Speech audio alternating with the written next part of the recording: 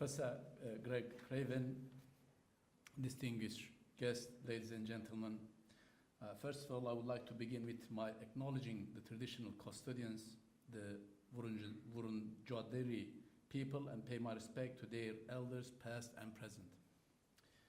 I am grateful that today I am being assigned as a lecturer of this prestigious university, especially under the leadership of Professor Greg Craven. In recent years, I think it has very good ranking, not just in Australia as well as in the world.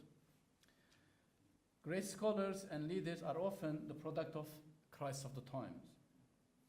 We can find countless examples in the history. After the collapse of the Ottoman Empire, the new Turkish Republic built its identity on aggressive secularism and negative nationalism, which had an enormous impact on religious movements and minority groups. It can be said that the Turkish Islamic scholar, as Scott mentioned very briefly and in a very nice way, Fethullah Gülen is a leading advocate for social transformation through education and interfaith dialogue. He strives to transform the society in three major ways, leading to tajdeed, which means renewal, which in Arabic means renewal or revivalism. In the first way, he worked to inject altruism in the dry body of the faith activism. He inspired hundreds of thousands of people to establish educational institutions from primary schools to the universities, hospitals, humanitarian aid organizations, and NGOs in the service of humanity in over 160 countries. Most of these institutions have been built with the generous support of the followers and sympathizers of Fethullah Gülen. The tradition was that an Islamic scholar would encourage to build of mosques or religious institutions only, especially in Turkey at that time.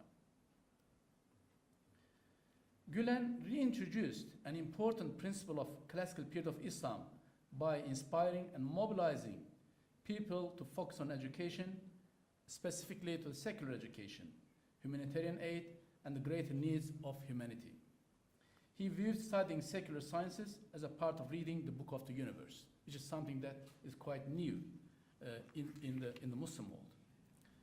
Second, Gülen believed that the freedom of the religion of the minority groups was part of the freedom of all citizens. He saw a need for bridges to be built with other groups in Turkey as well as throughout the world. The minorities in Turkey were regular scapegoats for and considered as puppets of the external enemies. So engaging in dialogue with them, or in a Gülen case, simply being in the same photo with them, was enough to be called an infidel by religious groups, or a betrayer of the country by the nationalists or aggressive secularists. Gülen broke this taboo, and he initiated dialogue with the non-Muslim minorities, invited them for Ramadan iftar dinners, and met with John Paul II, despite very harsh criticism from the various camps. Now it is a standard in Turkey that during the Ramadan they invite all non-Muslim communities to come to iftar dinner by the Minister of Religious Affairs.